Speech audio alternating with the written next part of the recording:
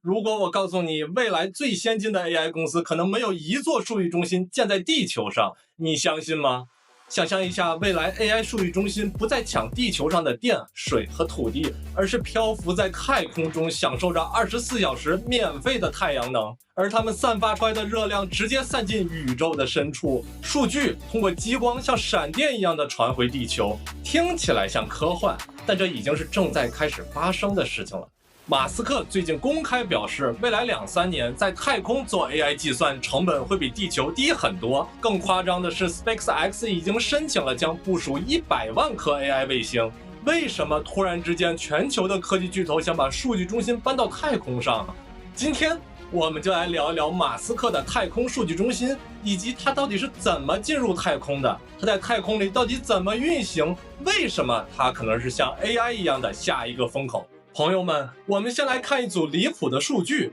根据国际能源署的报告，现在的数据中心训练一个语言模型，比如 ChatGPT-4，需要训练14周，同时消耗4240万度电。大家可能对这个数字没有什么概念。一个普通的中国家庭一年平均使用1800度电，训练一次语言模型相当于在14周内用掉23000多个家庭一年的电。联合国发布警告称，全球的数据中心的耗电量很快将达到总量的3%，并且持续的增加。而到2030年，数据中心对淡水的消耗将超过全人类的总需求。一个数据中心一天就要蒸发1.9万吨淡水来给芯片散热，是不是很夸张啊？因此，很多地区的政府已经对科技公司下达了限建令。除此之外，还有电网和土地的限制。现在有钱、有技术、有服务器芯片，比如英伟达的 H100， 甚至买好了地皮，但是电网就是没有多余的电给你用。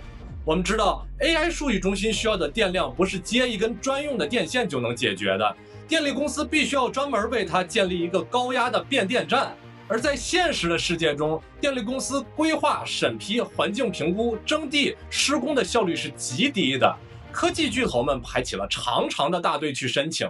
前几天有一个新闻报道，谷歌吐槽他们想建一个电厂，光等待审批就要花费12年的时间。而在技术迭代以周为计量单位的今天，这无异于慢性自杀。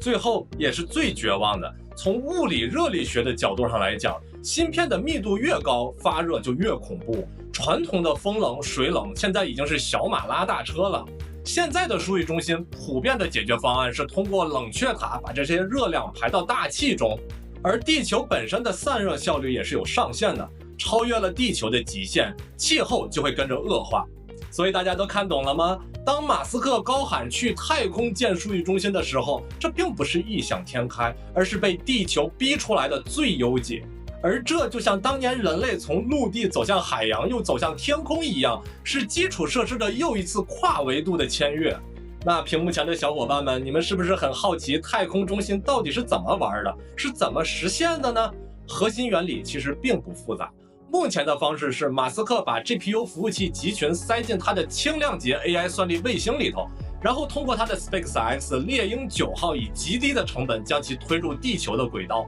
而在未来几年，为了提高发射的效率， SpaceX 未来将通过它的星舰 Starship 将数据中心一排一排的机柜像塞进集装箱一样塞进它的重量级 AI 卫星里，一次性送上太空。而这就是他们目前正在攻克的项目。他们通过在 AI 卫星上铺满高效率的太阳能板来解决电能问题。此外， AI 服务器产生的巨大的热量将通过大型辐射器直接散到宇宙的空间中。我们知道太空的温度是-270摄氏度，接近绝对0度。通过热辐射板散热效率极高，几乎不用额外的耗电来散热。而这些数据到底是怎么传输的呢？当我们在语言模型中输入一串指令后，这串指令将通过地面的无线电把数据打到最近的 SpaceX 低轨卫星上，而星链卫星利用激光器在真空中以每秒高达200G 的速度在太空中高速转发。在这里我来简单的介绍一下，这里的数据传输是在太空中2颗卫星用激光相互瞄准对方的终端，精准的把数据打过去。由于传输的介质是光，而太空又是真空，没有空气的阻力，所以激光不用钻进光纤里，可以直接在宇宙空间里全速的奔跑，速度比地面的光纤还要快50%。这些激光数据将跨越数千公里闪送给太空 AI 数据中心，也就是带 GPU 芯片的算力卫星来进行本地的计算。计算完之后的结果，再通过同样的激光路线和无线电的原路径秒传给地面的用户，从而实现地面无线电上天，太空激光接力传给 AI 数据中心卫星进行计算，然后原路返回地面的完整闭环。而这一套路径已经不是 PPT 了，而是现在正在逐步推进的工程了。马斯克将 SpaceX 和 xAI 合并之后，申请了高达100万颗 AI 卫星网络，配合它的星舰 Starship 低成本发射，未来很有可能形成一个分布式太空超级计算机，性价比会远超地面的数据中心。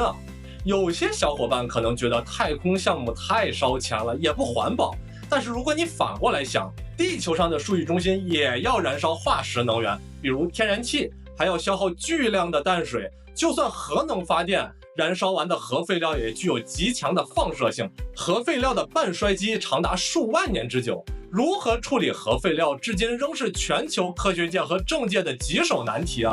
而在太空建立数据中心，直接可以用几乎无限的太阳能，散热几乎零成本，这可能是 AI 行业目前能找到的最环保的方案。而这一套方案，它不是在减少污染，而是直接把污染源搬离地球，而这就是降维打击。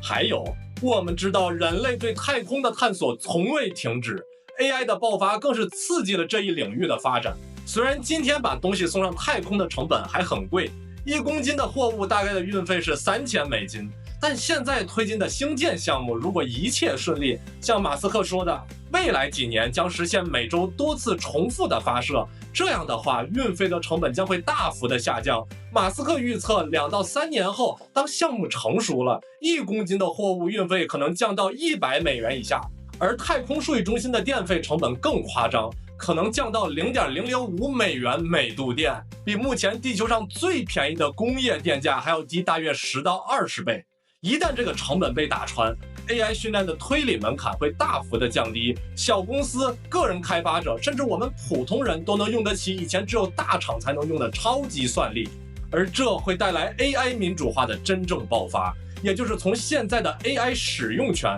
到对模型的拥有权、训练权，以及对我们私有的模型进行商业化部署和变现的权利。到那个时候，人类对 AI 的使用就是另一番景象了，是不是还有点小激动呢？那如果我们把视角从普通人或者小公司上升到国家的层面，你会发现，在过去大国之间比的是核武器，比芯片制造，比能源，现在多了一个新的维度，就是地球轨道算力主权。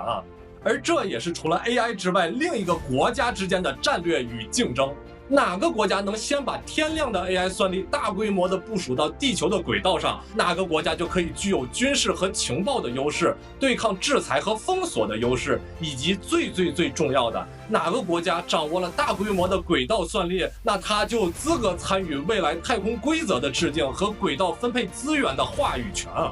未来的国家竞争不仅仅是单纯的物理对抗，还有算力以及太空能力的较量。在这里我们稍微的扩展一下，当轨道的算力真正的大规模落地以后，你认为还会有什么事情会发生呢？在评论区写下你的想法。而我认为太空算力会直接延伸到地面的物理世界，人形机器人。你想象一下这个场景，你在工厂、仓库甚至家里让 Optimus 这类人形机器人帮你干活，机器人本地只能处理最基础的对实时动作的控制，比如走路、抓取、躲避障碍物等等。但是如果太空算力真正实现了，所有的复杂推理、智能的逻辑规划、对环境的理解、自主学习的能力，全部能通过低延迟的数据传输交给我们头顶的 AI 集群完成。只要有电，机器人永远在线，而且有神级大脑在天上支持，这几乎就是我们在电视中看到的我机器人或者西部世界里的画面。